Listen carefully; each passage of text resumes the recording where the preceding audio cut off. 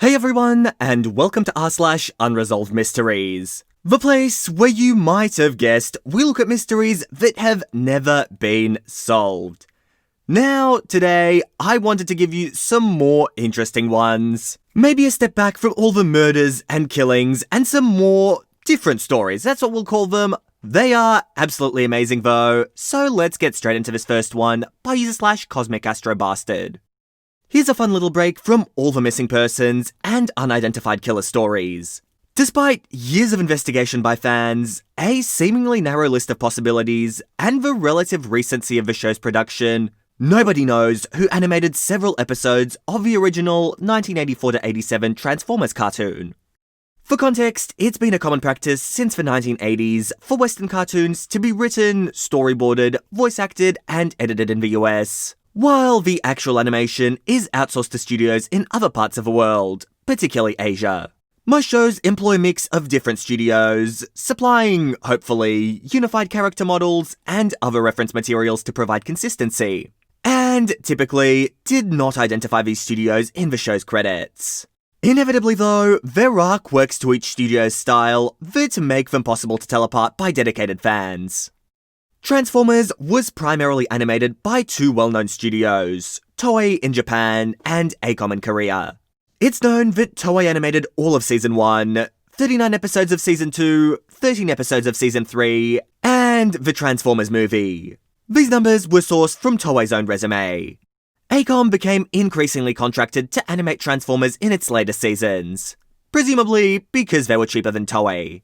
They animated 3 episodes of Season 2, 14 episodes of Season 3, and all of Season 4. Acom's work is easily distinguishable from Toei's by a generally high frame rate, which, unfortunately, came at the cost of many more animation errors, and the repeated use of outdated or incorrect character models, which were either not finalized before being sent to the studio, or were interpreted incorrectly by the animators. For years, fans had a pretty good idea of which episodes were Toei and which were Acom based on these differences. The problem is that Toei's official episode count is 9 episodes short of what fans had been expecting. Upon further examination, it was determined that there are indeed 9 episodes, 7 from Season 2 and 2 from Season 3, that do appear to be from a third studio, neither Toei nor Acom. This mystery studio has its own quirks with regards to character models differing from Toei's and Acom's, as well as the use of certain shading and airbrushing effects neither of the other studios used. So, who did these 9 episodes? To this day, nobody knows, even though there are a finite number of possible candidates. Production coordinator Paul Davids claimed in an interview in 2002 that the third studio was located in the Philippines. But the 2 animation studios located there at the time can both be ruled out. One exclusively did contract work for Hanna-Barbera. Transformers was produced by Sunbow. And the other has no records of ever working on Transformers. Just as strange is the Season 3 episode Call of the Primitives, which is in another animation style, radically different from anything else in the series, and of absolutely excellent quality compared to how the show usually looked. Unlike the other mystery episodes, fans have always known this was clearly not by Toei or Acom, but it's still just as unclear who animated it. It's been suspected since at least the 90s to be the work of anime powerhouse Tokyo Movie Shinza, but some recent detective work has made it appear more likely, though not definite, that it was actually another Japanese studio, Ashi Productions. We don't really know for sure. As for the supposed Filipino studio though, nothing. Even though Sunbow would have had to send scripts, storyboards, character models, and etc. to the mystery studio, and then receive a finished animation afterwards, there's apparently no surviving paperwork or records of where these episodes were produced. It's perhaps not as exciting as some of the other mysteries, but it is certainly weird that nobody has come up with any answers, even though the show isn't exactly ancient history. Do you believe there are any possible answers or avenues that have been overlooked, or know of any similar cases? Yeah, I really liked this slight deviation from the norm with this post. It really is a good change up. What I personally think is that Sunbow, the company producing the cartoon, was just shopping around for a better price, Or, getting a few different studios to produce an episode and see what the best quality for price was. And they ended up going with ACOM. Though I do find it really weird that the whole thing just completely vanishes. Some interesting theories being brought up do include a subcontractor being brought in by either ACOM or Toei, so Sunbow would not have access to it or wouldn't have access to the paperwork. That is definitely a possibility, but really, there should be people alive who actually know the answer to this. Okay, it's 40 years ago, but there should definitely still be people who were there in person and know what went on, so really, it's just a matter of finding them and working out what they know. And here's the next one by user/AlwaysSunny in Upstate. Researching cases in upstate New York has opened me up to multiple cases involving adults who suffer from a schizophrenia that have vanished with so little information and seem to have been forgotten over time. These individuals are all older adults who suffer from a debilitating mental illness when they're not medicated. It's not a sexy story with a lot of twists and turns, but it's just as important. I think it's very easy to disregard these persons as being crazy and having a what did you expect attitude. These people are someone's loved one. They aren't a menace or nuisance to society. All of these people could be living amongst the homeless, could be hospitalized somewhere anonymously, or could be a John or Jane Doe. I don't have much detail on these posts individually, so I'm compiling a few cases in this post of their disappearances in a way to hopefully get their name out there, and also start a discussion on this topic, which I would love to get some different takes on. What is your take on missing persons with mental illnesses? How do you think we can better find or protect these individuals? Do you know of any other cases similar to these? Sharon Ann Rose was last seen on October 10th, 2013, near her home at Olympic Apartments in the 200 block of Franklin Street in Watertown, New York. She was 57 years old at the time and suffered from schizophrenia. She left all of her belongings behind in her apartment and has never been seen again. There is no clue or indication of where she went from the search of her apartment. Her cousin, Irene Levanka, was interviewed 2 years after Sharon's disappearance. Sharon, by now, may not even know where she is. It's been over 2 years without medicine, said Levanka. When her mother passed away, I promised her mother I would look out for her. But I can't do it if she's not here.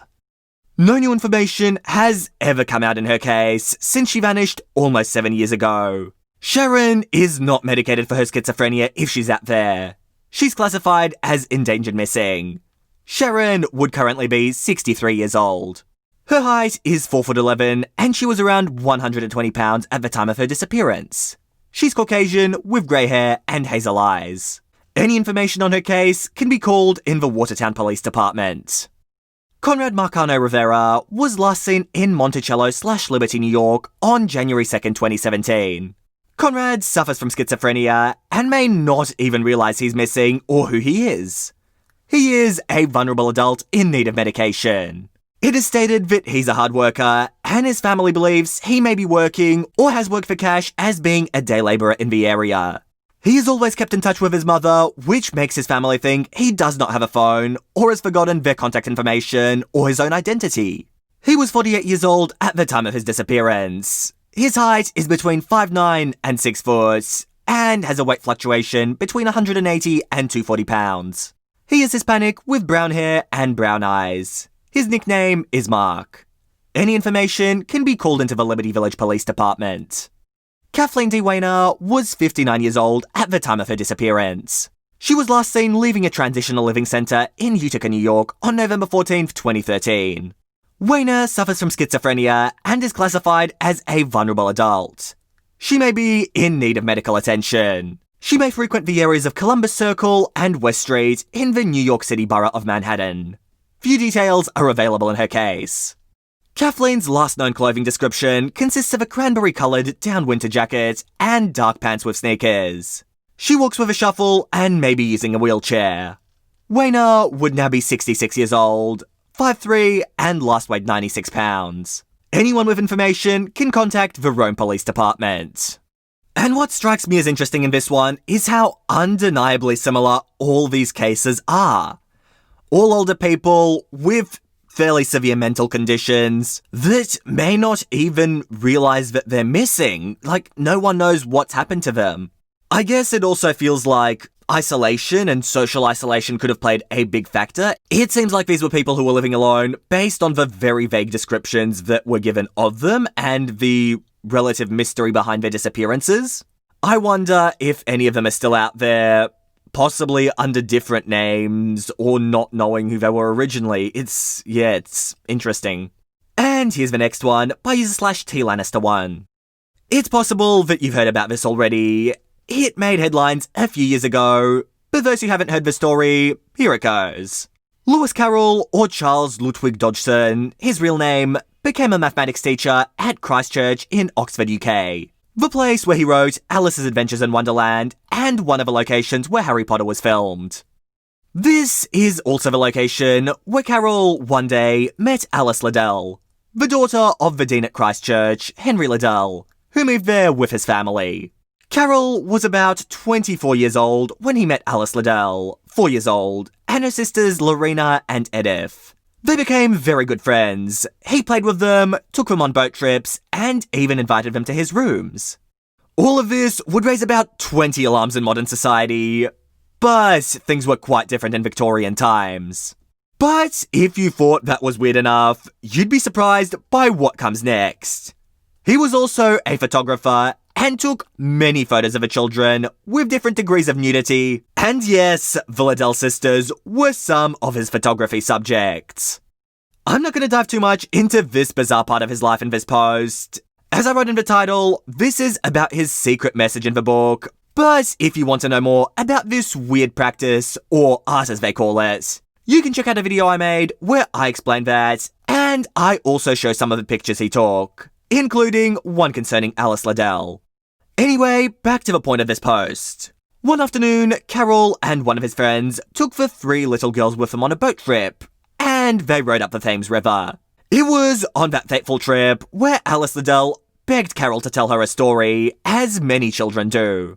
So, right there, without any idea in mind, he started to make up a story about a girl called Alice, who one day followed a white rabbit down a hole in the ground and found a fantastic world. That was the birth of the story we all know. The girls wanted him to write it down, so he did, and later the book would be published. However, around June 1863, there was a rift between the Liddell family and Carroll, and he was exiled from the deanery. They never saw each other again, and their lives grew apart. What caused this separation is a mystery even to this day, as no explanation was given.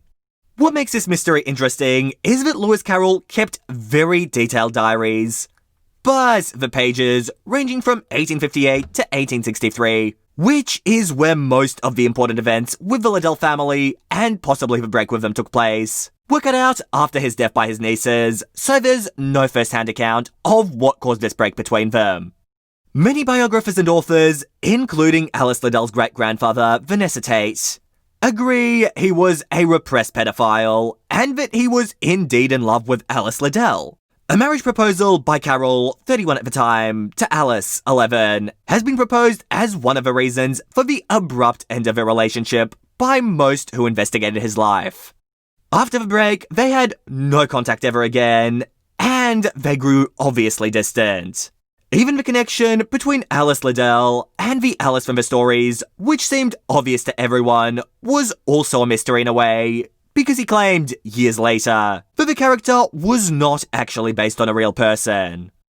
However, in 1871, many years after a break with the Liddell family and Alice, he released the book Through the Looking Glass and What Alice Found There, being the sequel to the first book. The true nature of his feelings towards Alice is in dispute even to this day, but he chose a very peculiar way to finish the book. If you happen to have a copy of this book, go check us out. It's creepy. The book ends with a poem. If you read the first letter of each sentence vertically, you can see that he spelled Alice Pleasance Liddell, Alice's full name before she got married. A boat beneath a sunny sky, lingering onwards dreamily, in an evening in July. Children 3 that nestle near, eager eye and willing ear, pleased a simple tale to hear. Long has paled the sunny sky, echoes fade and memories die. Autumn frosts have slain July. Still she haunts me phantom-wise, Alice moving under skies, never seen by waking eyes. Children yet the tale to hear, eager eye and willing ear, lovingly shall nestle near. In a wonderland they lie, dreaming as the days go by, dreaming as the summers die. Ever drifting down the stream, lingering in the golden gleam. Life, what is it but a dream? The end. Wow, after reading that post, that poem feels like it has a lot more meaning hidden in there. Meaning I'm not really sure if I want to know about. Though this is definitely a bit of a sinister twist. Who thought that such a famous children's author could also not just like writing for children, but just like children? Yeah, this is one I haven't heard about. Maybe it's common knowledge, but it came as a surprise to me. And wow, it's not one I was expecting to see today. And guys, I think that post will be the last one for today. I hope you enjoyed this video, and if you did, make sure to subscribe to the channel for Reddit videos every second day. But with that said, you guys, thank you so much for watching. I hope you all enjoyed, and all I want to do is see you all here next time. See you later, guys.